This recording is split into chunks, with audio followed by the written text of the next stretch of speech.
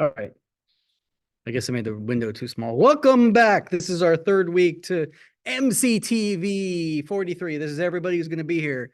No more ad codes can be given or taken away. But if you do have a friend and you will let them log into your G number, or if you want to just send them the YouTube links to the lectures, I'm totally fine with that. Like, oh wait, don't tell anybody that. But you won't get a grade, and but I will look at anybody's edits pretty much if you send them to me. And this is actually the first week that I will want to see something that you've edited, good, bad, whatever. We'll talk about we're going to talk about exporting on Wednesday, but we're going to talk about some more like features and functions of using Premiere. As always, feel free to ask a question if you're in the Zoom, or if you're in person, please interrupt me and ask me something specific. My lectures are going to be 40 minutes to an hour, basically talk to you about elements of Premiere. And then there's some lab time that the people here can work with me, or if you're on Zoom, feel free to ask me questions. Again, just like Mateo did before we started recording, send me links. I'd like to look at your links and give you feedback. And in fact, this week, if you look at the discussion, if you're an online student, I want to see your work. So if you could export it. Okay, I got a question from iPhone 5. Okay, iPhone 5, will you first identify your name for me, just so I know who I'm talking to? Or, oh, okay. Hey, Angel. Uh, when is the student showcase and how does one submit something? This is a great question.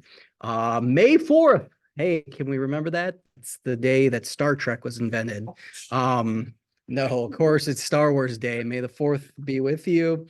May 4th this year at, I believe, 6 p.m. at the Gavlin Theater. There'll be more information about that. But everyone who's in this class and watching it now should put it on their calendars, ask for that day off, because at the very least, if you don't have something submitted for the Gavlin Student Showcase, you'll get extra credit for going. And then Grant and I offer, if you take like 4 Grant classes, you can get extra credit in all 4 of his classes for that. If you take one, 2, 3, 4 of my classes, all offer different amounts of extra credit. There's also, you could just by going and showing us your ticket. I think you have to take a picture with Grant or me or one of the winners, or get an autograph or something. You have to prove that you're there. But then if you'd like to submit something, the deadline is March 15th. So yeah, we're getting there. Soon. Hey, a month. It's almost a month. So we got a month to edit. So if you want to submit something now, reminder, there's always next year. But this is the farthest point from this year to be and there is an editing Gavi Award. Gavi Awards are actually these big physical things that you put out there. So one of those things to think about. Oh, I like how Morty's Morty's not only here down there, but right up there. All right. I hope that answers your question, Angel. Specifically, if you have something, send Grant Richards or me a link via email, and we'll let you know. Sometime too, if you submit something and we like it and we want to include it into our piece, we can tell you we want it by the 15th, because we might tell you this is great, but cut 3 minutes out of it, or what, we can put in the showcase, but we have limited time. Can you fix these elements? Because 400 people will be at the film showcase, including the president of the school. What was the program for the YouTube clips called? Clip Grab? Yes.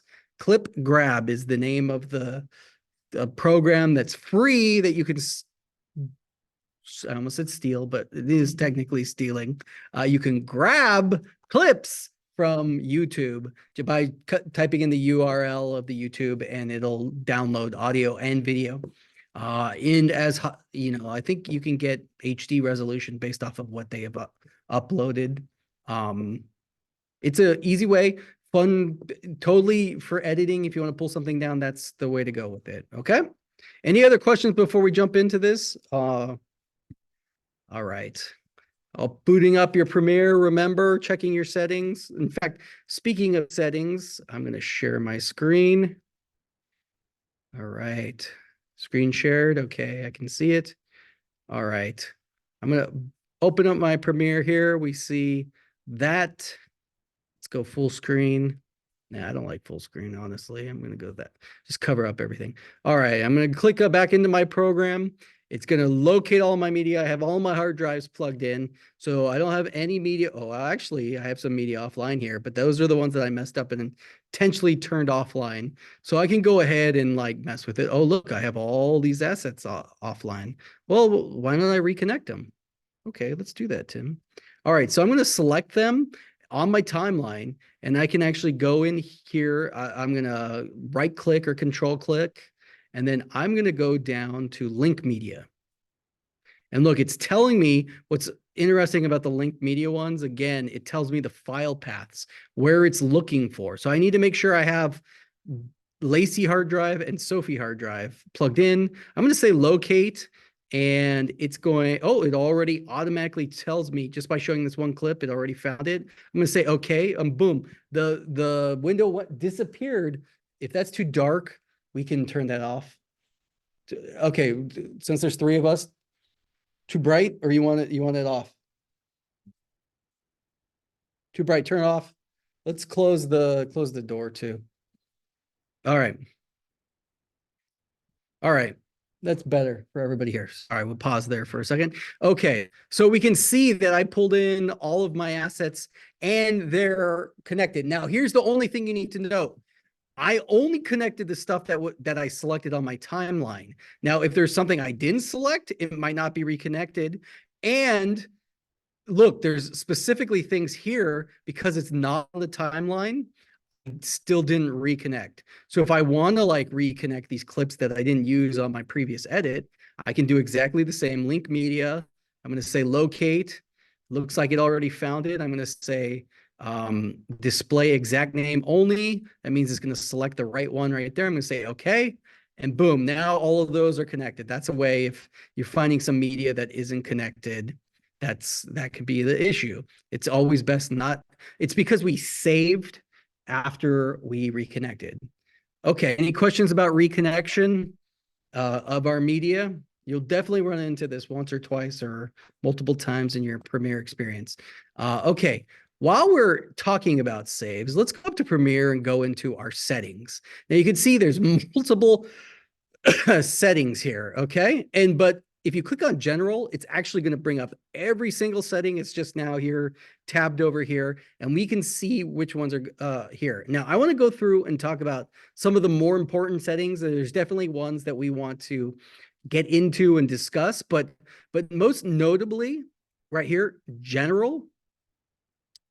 Okay, before we get into settings, there is one thing I wanted to say, and I said it before we start recording. If you had noticed, for all the students online and people here, I did upload 2 Dropbox folders with assets that you can be able to download. Now, the only issue is they're all about 300 gig. Both of them are about 300 to 400 gigabytes. What does that mean? That means you probably still need an external hard drive unless you have hard drive space.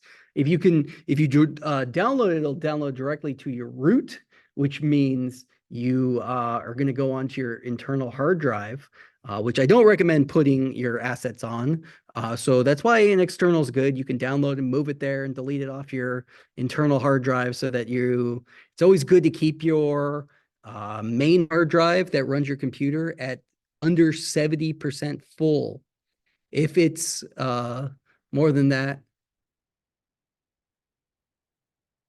okay, sorry. I thought he was trying to get in. If it just runs better, to be honest. Okay. Back to our preferences here, our preference panel. General, and you can go through and see, and it's going to tell us all of these things that, like at startup, at home, startup dialog, bins, double click to open. You can control all these elements. They all have different drop downs if you want. I'm actually going to go, here's brightness, appearance. Audio is interesting because you can choose different elements in here. Now, what the main ones like audio that these are all just kind of default that I go on, and we can get into them directly. Large volume adjustment is 6 decibels. We can make that louder or more if you're going to like automatically adjust that. But these first three, I tend not to mess with. Audio hardware is one that I for sure am going to jump in and use a lot of the time. Audio hardware allows me to select where my audio input's going, specifically in Premiere. What does that mean? That means that I can actually have my earbuds connected to my MacBook, my AirPods or whatever they're called, connected to my MacBook. But I can go in here and choose my default output, which I'm going to choose it to be now so basically, if I choose this option, now it's going to play here in the classroom. If I choose my speakers,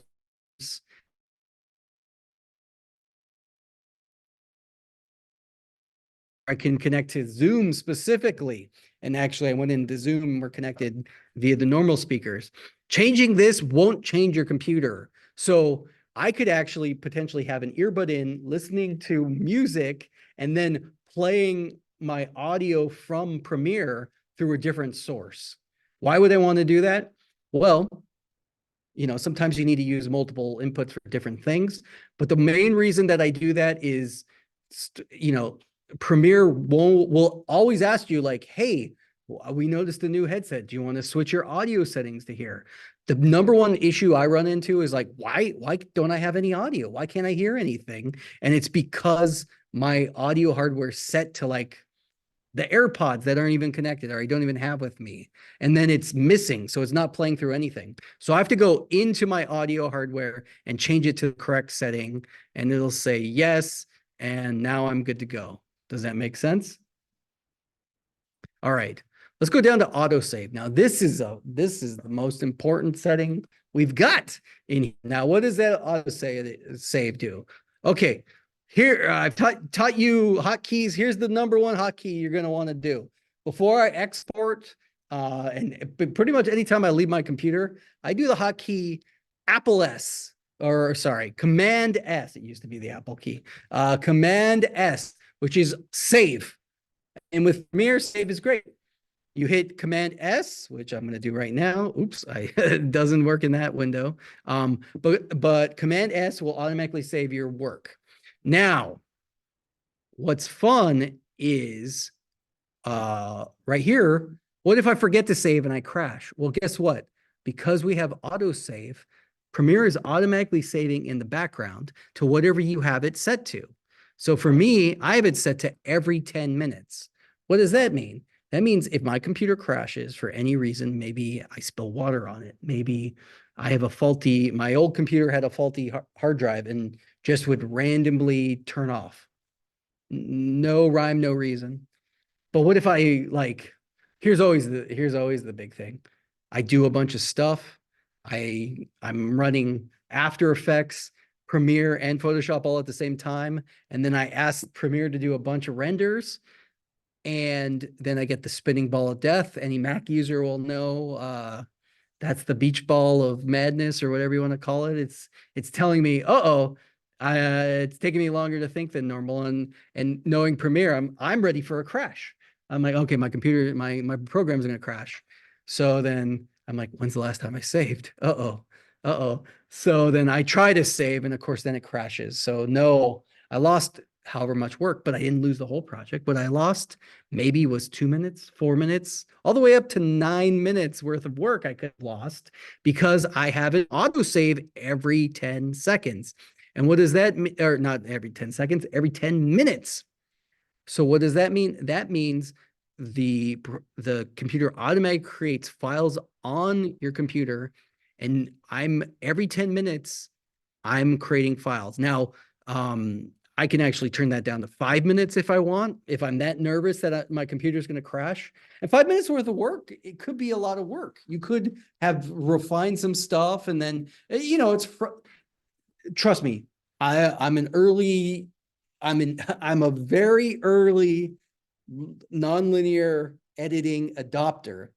So that means I've lost whole days worth of work by a crash or a project or a corrupted project file. That used to happen. Now it doesn't because we have these autosaves. And we'll talk more about the autosaves because the autosaves really are important. But look, now I have 5 minutes. Now, what's notable here is also maximum number of projects. What does that mean? Well, we don't want to fill up the computer with just, even though they're like really small files, tend to be not that big of files. You don't want to fill your computer up with massive amount of autosave files. And in fact, sometimes when I'm clearing space, I go through and delete autosaves from like projects that I haven't worked on in forever. But what the autosave, the maximum project versions means it'll only keep 20 versions of your project. So what does that mean? So in 5 minutes from now, it's going to save its first file. It's going to be called Mctv 43 work -01, or it gives it a weird name. Then in 5 minutes from then, it actually does, it puts a timestamp on it actually there as well. Then it does the second one and the third, then 5 minutes later, the third one, the fourth one, the fifth one, all the way up to 20 of those. So 20 times 5 is what? 100 minutes? So what?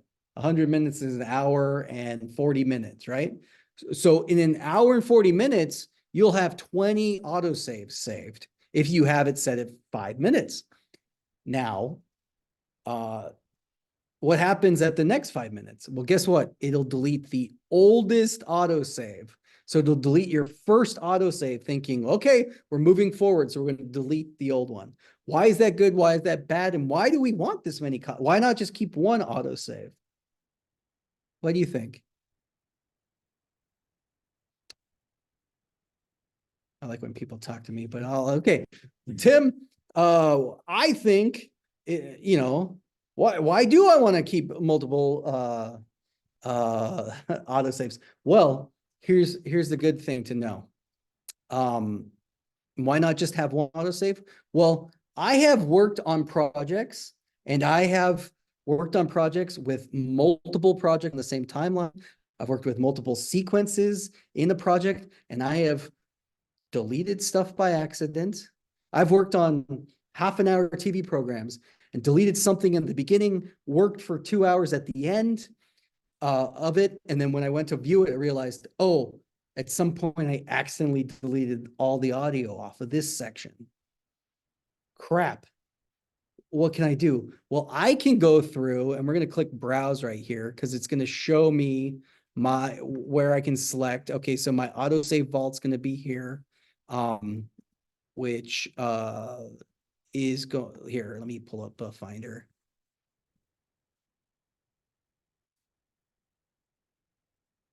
Let's find some of our autosaves. Okay, here's some Premiere autosaves. This is what it ends up looking like.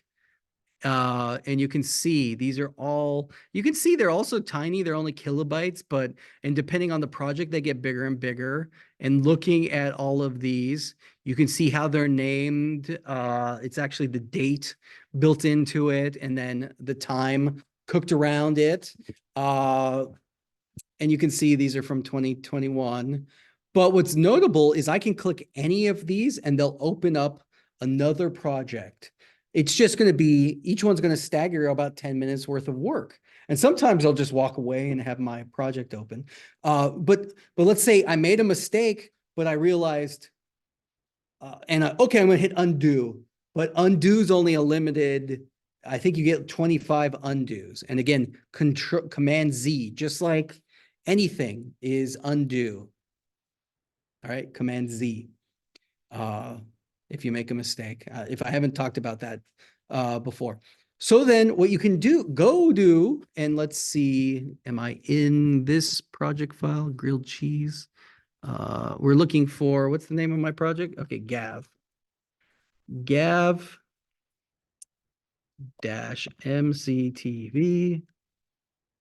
Okay, we can see, here's all the project files that I already have of, oops, folders. Okay, there we go. Here's my project. Here's my auto saves. You can see the awesome naming conventions there. And also looks like I have duplicate. Oh, because I have one saved locally and one saved on the hard drive. But any of these, look, okay, today is what, the 12th? Yeah. Today's the 12th. Let's open up the project file from January 31st. Say okay. Let's see, did it open up? There we go. Okay. So now we need to bring in these ones. Oops, sorry. Let's do this. Locate. Let's do search.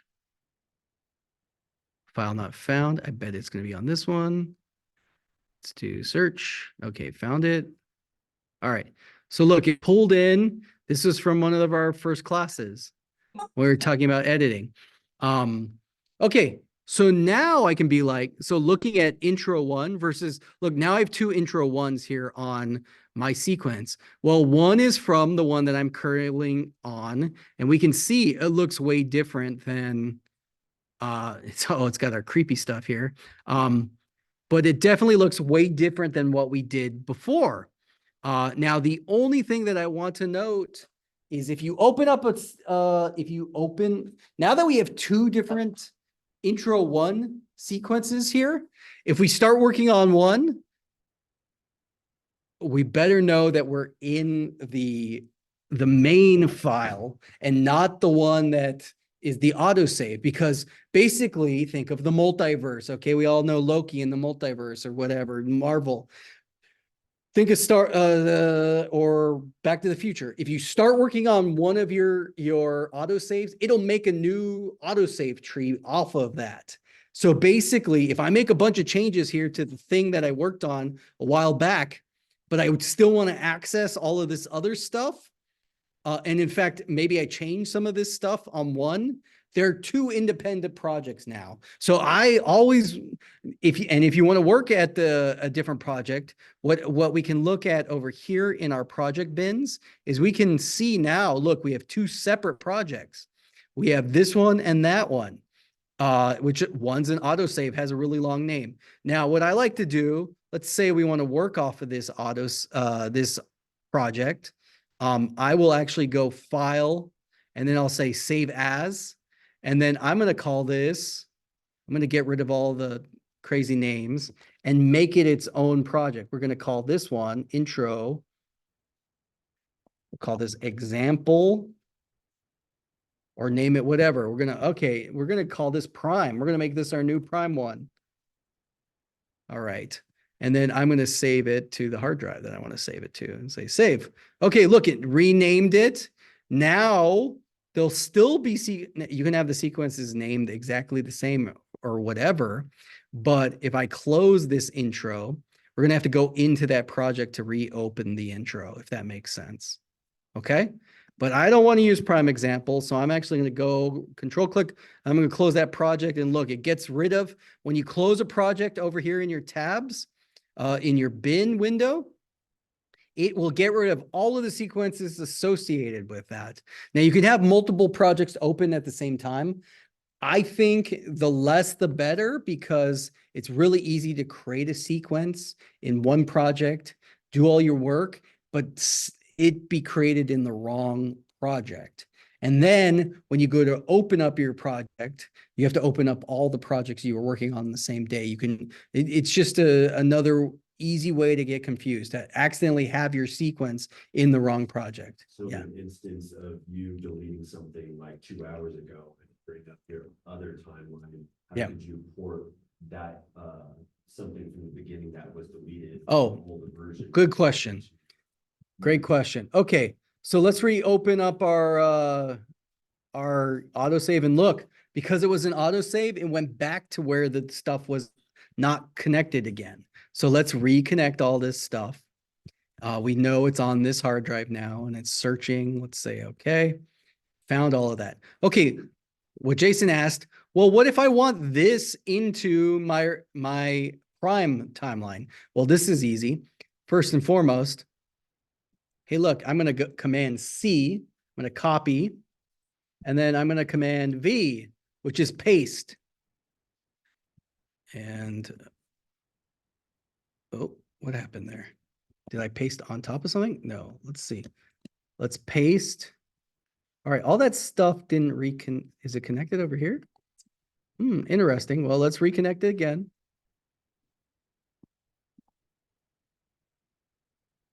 Let's go back. Let's link our media. Search. This is actually an error I've never seen before, so cool. But no big deal. We can link it again. I don't know why it wouldn't link, but maybe because it's autosave connected, but let's just say search. Okay, boom. All right. Now this is on our main timeline. And what I can go ahead is go ahead and say, okay, I'm going to go and close that project. Changes made. Do you want to save? Yeah, okay, I'll save. Okay, and there we go. So what's interesting now too is since we're in our main project, we can go back to list view. All of the elements that we have taken in are going to be in this project now too. Look, this reading file was never in this project until we pasted it here. That's just if you want to continue to edit. So copy and paste, that's how I would do it. So, and then I would get rid of out of the autosave and continue to work. And guess what? Command S, there we go. We just saved right now. And our main root is saved. That's going to be the main file that we always open. Now, if sometimes I'll open up my project and it doesn't look like how I have, and maybe I opened the wrong project, or maybe I accidentally been working off a different project. So I'll always go in and look at the auto saves and see, okay, I know I worked an hour's worth of work. Maybe I was working in an auto save by accident. It's always easier to work with less projects. It's less confusing that way. But I have gone back and been like, I've had clients who are like, hey, you know that thing you did like a while ago? Can we pull that up? And I've been saved by my autosaves. I've been like, man, I deleted it thinking I'd never use it again. But also like you could just make a new sequence. Sometimes, specifically with clients too, I'll always do my edit and then they'll make a whole bunch of changes to it. And what I then do is like, look at intro here. Here in the project right here, this icon means it's a sequence. So we're looking at this sequence right here. Well, what we can do here is I'm actually going to go Command C, Command V, and I just copied and pasted my intro. Now I'm going to call this intro one new, and I'm going to double click and we can see, let's get rid of that one. But we can see we have the exact same timeline. I just copy and pasted it. Now, why is that good? Why would I want to do that? Well, I'm going to keep my edit of a half an hour TV program that I put together that I think is particularly great. And the client's going to give me a bunch of dumb notes, which they're paying me. I'm going to do their notes, even though I might disagree, but I'll do their notes. And then guess what? You show the client, and what do you think they said? Will say, yeah, they'll love it. Like most of the time they'll be like, oh, great. You did the thing I told you to do.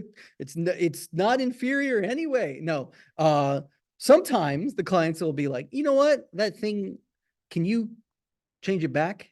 And it'll be like, sure. Cause I have a timeline. I can just copy and paste it instead of undoing, like, sometimes with TV shows, you flip flop. And sometimes your clients need to see like, hey, what if you put the end at the beginning and the beginning at the end, vice versa? And, that's a time consuming thing. So always keep a version of your own version, because I've also gone back and saved myself to be like, oh, I deleted this, but I know I have it even on my even in a separate project. And what's interesting too is my new look, I can actually close if you hit the X right here and it goes away. Well, guess what? It's still here. I can double click and it comes back. All right. It's just our view here. What happens if we click the X on our sequence though?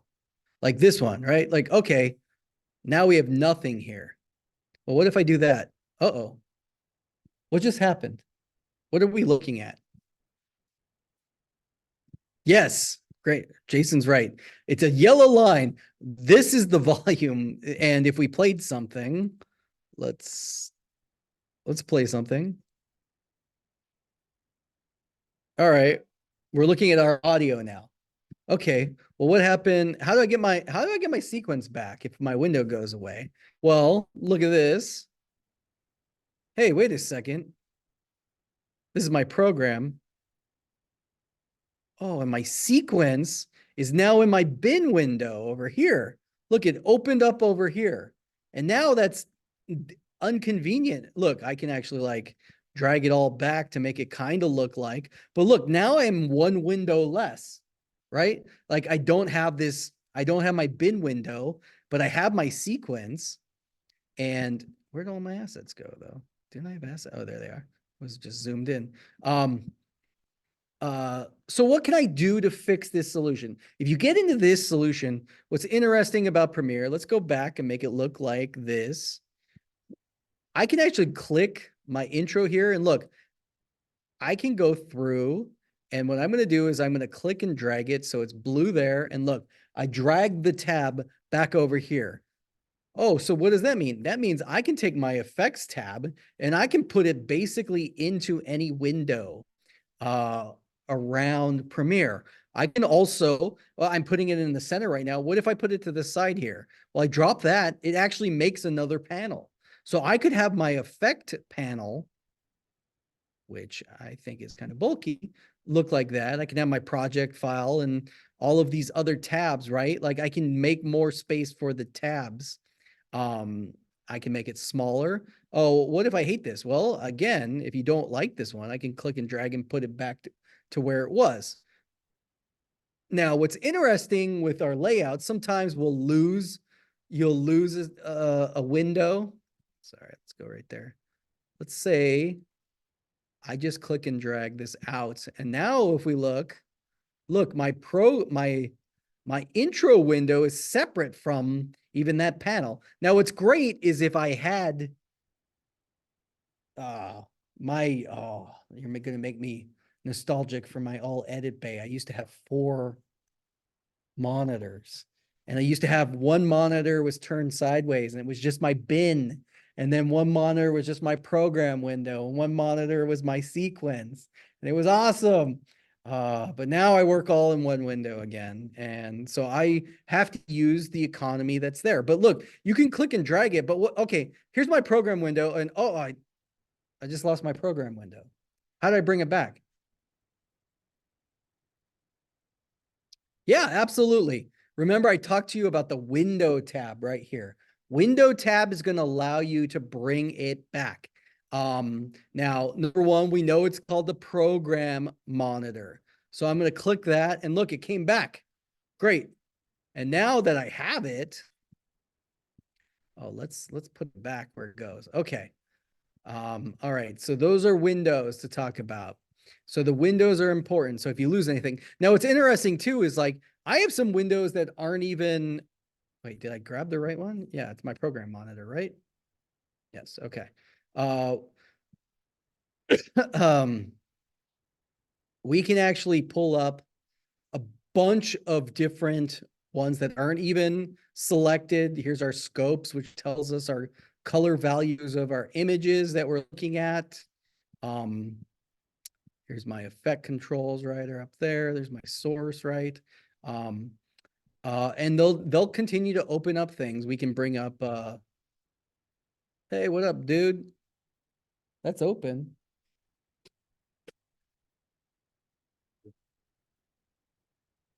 Well, good job. Audio track mixer. Look, this will like show us all the different channels, and we can actually mix it like a mixer here. All right, let's do this. Yeah, you're in the mix, Geronimo. Okay. But also remember I talked to you about workspace. We're using our editing workspace. Now, the thing about Premiere is it will remember what your preferred workspace is. So if you delete a window and you're in this, next time you open it up and go to editing, it will go back to what your preference was. Now, I'm just going to switch up my workspaces to show you. Here's color. This one's designed for color correction. You can see Lumetri colors over here. It's a whole nother tab. This is their ideal setup. Look, like, okay, let's go back and see, go back to editing. Oh, it looks exactly the same as I had it for the most part, right? It looks exactly the same. Okay. But if we go back to workspace and let's look at their graphic template, look, oh, okay, it's slightly different. Just all kind of organized differently. And feel free to work in whatever workspace you want. And you can default a workspace and then save the changes to the workspace so that next time you open it, look, here's text-based editing. This is for closed captioning. But let's say you can actually go in and you can either reset the layout, you can change the layout and save the layout, or you can save as a new workspace. So let's do that and say Tim's super fave. All right. Cool. Now I have a new workspace. And when I look in the workspace, we can see, oh, look, there's Tim's super fave. And so I can do that. So if you don't, here's vertical. If it has if you had a vertical monitor, obviously it doesn't look good. For this, set up a laptop. I'm going to go back to editing, which is pretty much my default. All right. Okay. So that's Windows and workspaces. That's going to be elements. Just I had some questions on Canvas about that, and I got distracted from talking about our settings. So let's go open up our settings windows again. We talked about our auto saves. We understand why they're important. You can actually also, if you have Creative Cloud, you could back it up to your Creative Cloud if you wanted. You just need to be connected to the internet. I tend to save locally. That's fine by me. You can Creative Cloud also works if you're working on multiple machines. All of you who have Adobe Creative Cloud licenses, basically you can sign into any machine that can run it and use it. Your license, you can have 2 machines active per license. So what does that mean? Well, I have three computers, Tim. What, but I want to work on Premiere on all 3. Well, you need to buy another license for 3 people. Or what I do, I have 3 different machines. I have one at work, I have one at home, and I have my laptop. But I want to use the same license on all 3. I just have to sign out of one and re-sign in. Easy. So what happens is I'll go to the one at work and it says, you're not signed in right now. You want to sign in? I say yes. And it's like, we're already signed in on these 2 machines, and you can choose sign out of that machine. And so yeah, that's pretty, I'm a hacker pretty much. Okay, collaborative, you can do a team project. We're not going to talk about that right now. All right, color, just some settings. You get more settings if you have a better graphics card or monitors connected. Control surface, don't really use this. This is for a special keyboard. If you have an editing keyboard or editing wheel, you can add that way. Graphics, this'll let you oh look, we can add fonts. You can actually choose your default font. If you open up a project and you don't have the font, you can choose what font you want it to go to. Does that make sense? Not every machine has the same fonts installed. Labels, we can choose the color and make them label specifically. We'll talk more about labeling. I'm not really a label editor, but you can see there's lots of options, lots of different colors to work with. And right here, if you're working on a project, you want to say good, bad, whatever, you can add that. All right, media is where we're going to go back. Here's our time frames, our default time frames that we're working with. Our time code, you want a default time code, you want to work with the media source. I always work the media source.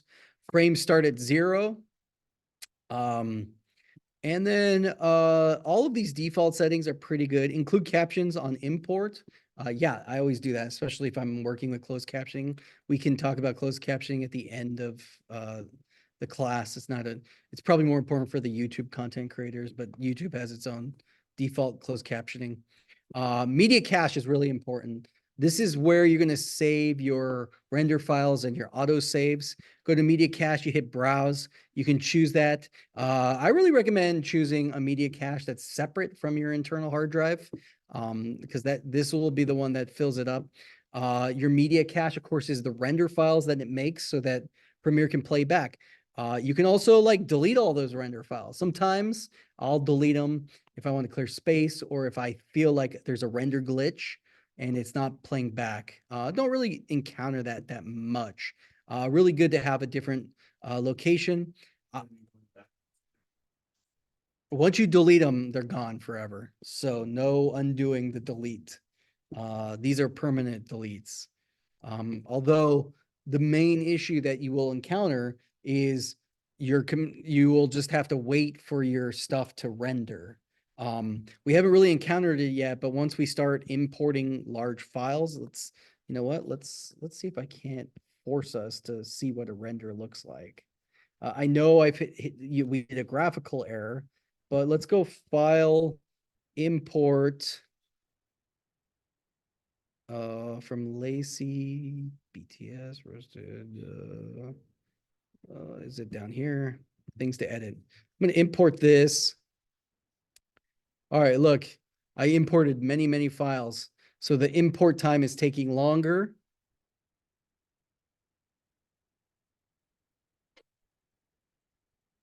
I'm not a patient person too. But as long as the blue bar is going, we're excited. Blue bar of happiness goes. It's telling me the ones that here. I did this so we can note down here. See this blue bar right here? Basically, it's backdoor rendering, which is it's rendering all the files, and we might not be working on those files. And if we click on the files that aren't rendered, they might go a little slower. But as it renders, it's going to be rendering in the background, creating these media cached files. And the media cache lets us access our files and edit more. I'm only going to talk, I promise you, I'm only going to talk about 10 more minutes and then we can edit. Okay, let me finish our settings. Settings will be important eventually. Okay, media cache, memory. Okay, memory is a good one too. Memory is how many gigs of RAM you have in your computer. And what's interesting is we can actually go through. I have 32 gigs of RAM on my laptop here. And basically what I have allocated is if I'm using everything on my computer, I want to make 27 gigs, which is the minimum required amount for, at least with this setup, for all of my Adobe Suite. But I can actually go and say like, you know what? I only want to leave 1 gig of RAM for my internal stuff. What does that mean? That means as long as I have Premiere open, okay, RAM is like blood in your body. So imagine, basically what I'm saying here is like, okay, 5 gigs of blood in my body, I'm allocating specifically to my brain. Okay? At the very least, doesn't mean it doesn't mean I have 32 gigs of blood in my body. Let's say that. And it's all working all the time. But if I open up Premiere in my body, let's say I have Premiere, then the program is going to be like, I need more blood. And it's going to take the 27 gigs of RAM to do everything that it wants to do. Now, it might not use it all, but what I'm telling it is I'm basically throttling it saying 27 is the most you can have. You can never take more than that. You can't take the 5 because I need 5 gigabytes of blood for my brain because you don't want your laptop to crash, right? So, and essentially think about it. Right now, I'm running Zoom, I'm recording Zoom, and I'm running Premiere, doing a tutorial, doing all the things, and my email's still going, and I'm getting the work phone calls. It needs that 5 gigs of RAM. So I recommend, based off of how many gigs you have, you proportionally do that. 3 is the barrier. Never go under 3. I like to keep it at 5. I find my performance is fine, but if your Premiere is performing badly, you can consider reducing this or increasing it, if that makes sense. That's a fun one. Playback. Is there playback errors? Do you have a monitor? How much pre-roll? You can do 3 seconds post-roll. Don't really get into playback. Sync. It's going to be my username. Basically, if you have multiple users on your machine, this is important. Timeline, these are your timeline preferences, your sequence settings. You can actually change different elements. Look, my default transition. You know what? I'm going to change this.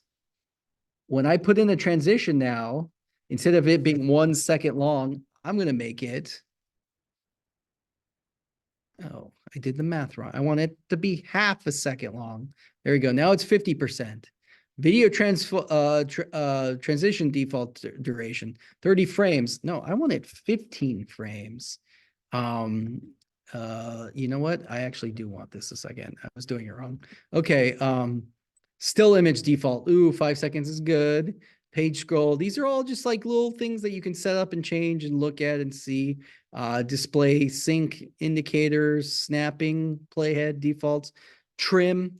Again, this changes your trim tool and transcription. You can automatically transcribe clips. You can enable auto detection. Sometimes you can like do voice activated stuff. I don't mess with any of that. Okay, any questions on settings, preferences? It was important we go over this just so when we talk about it. I'm going to tell you right now, audio hardware, media cache, those are like 90% of the time I go in here. Maybe sometimes media, but those two are almost always the most important things and saved me. Okay. And we talked about how to get your windows and your workspaces back. All right. That's going to be it for my lecture for today. You should be comfortable on there. Jump on there if you have issues. Please use the rest of the time to edit, put something together. By Sunday of this week, I want you to have sent me at least a link, or if you're in class, to show me something. If you're in class, I'm watching you edit. So you don't feel like you have to send me something, but I want to be able to see something at the very least. Oh, Tim, we'll talk about this next time, but I'll say it right now. Okay, how do I show you this, Tim? Okay, well, first of all, on your sequence, I'm going to set an in point. I'm going to set an out point to what the ins and outs of what I want to export, wherever the playheads are, in and out. Now, what's interesting, I do the in and out. We can see the where it is on our sequence. And it's going to tell me that it's 55 seconds here. This is the duration. This is the location, position of the playhead. Look, this blue number changes wherever it is. So 10 minutes in on my sequence, well, that's because I have, my sequence is an hour long, basically, with a bunch of holes. But I'm only going to export this part right here. So now we're going to say File, Export. All right. Or again, Control M. That's our hotkey. Export Media. All right, now we're in the export tab. Have you noticed that there are 3 tabs up here? Import, export, import, edit, export. So look, now I'm in the export window. And what's interesting is now what I can do is I'm going to export it. And all I have to do is click this button, export. We're going to talk about all these settings and everything and why it's important next time. But at the very least, we're exporting it, and it's going to default the name of your sequence. So look, it's called intro new or intro 01 new.mp4. That's my default. My default location is that hard drive. We can see, and you can actually click here and go into different locations. But if I hit export, okay, now it's encoding and it's going to export. And depending on how much room and how big it is, it's going to depend on how long it takes to export. Something that's a half an hour long, depending on how fast your machine is and how big how compressed you're making the file, I've had one of the first things I tried to turn in, of course, this was 20 years ago. I hit export, it said 3 days. They don't really encounter that, but I've had 2-hour edits. I've had 2-hour exports where it's like, come back in 2 hours. Got 8 days. Yeah, 8 days is crazy. Especially now, 8 days is crazy. But you can see, look, my laptop plugging away is taking longer than I expected it to make a 55-second piece. It's going to take over 55 seconds. Now, I am not a patient person, sorry. This is like my least favorite part of the job. I was waiting on any questions or comments from, there is a chat. Let's see, a new message. Are we going into detail how After Effects soon? After Effects is going to be later on, at least probably 4 more weeks. But Mateo, I can make that week available on Canvas, and you can look at the stuff there if you want. Cool. All right, so I want you to know the basics before we get into crazy fun. And if you feel like you're more advanced and you don't need any of this, you should be already editing, get farther ahead. You know, these are basics. We need the basics so that we can ride the bicycle, right? Like you can't just do the Tour de France without knowing how. Okay, look, here's what we exported. Go ahead. Okay, scene 9, take 1. Okay. Alright, ready? See, and it's playing through my speakers right now because it's different than that. All right, whatever. It was just, I was exporting whatever. Okay, so we looked, it had black bars. So now we know we have this. Well, Tim, well, how do I'm going to email you something that's 100 megabytes. No, don't email me 100 megabytes. You can do different ways. My favorite way is what I think is the easiest way. And my favorite way, and will earn you brownie points, is to go to YouTube. Go to your YouTube channel. Oops, don't want to be in that one. All right, there's my account. Like and subscribe. You better give me likes and subscribes, those people who watch the Zooms on this. All right, let's go to my channel. Look, oh, look, 3 views. How many students? No one's watching my lectures? All right. I'm used to it. F's. I watched it 3 times. Geronimo, you're the only one? All right. So look, I'm at YouTube, and look, I went to my channel. I don't know why I did that. I wanted to look at the views. Okay, but anybody who has a Gmail account, guess what? You have a YouTube channel. Google owns YouTube. Therefore, if you go to youtube.com and sign in with your Gmail account, you can hit this button, create, say upload a video. We're going to select a file. We're going to go right here to the hard drive. Was that the wrong one? Where did I save it? Is it backwards? What was it called? MCTV?